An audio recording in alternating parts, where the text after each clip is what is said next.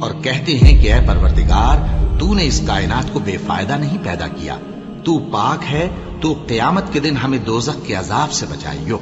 اے پروردگار جس کو تو نے دوزخ میں ڈالا اسے رسوا کیا، اور ظالموں کا کوئی مددگار نہیں ہوگا۔ اے پروردگار ہم نے ایک پکارنے والے کو سنا کہ ایمان کے لیے پکار رہا تھا کہ اپنے پروردگار پر ایمان لاؤ، تو ہم ایمان لے آئے۔ سو اے پروردگار ہمارے گناہ معاف فرما اور ہماری برائیوں کو ہم سے دور کر دے، اور ہم کو دنیا سے نیک بندوں کے ساتھ اٹھائیو۔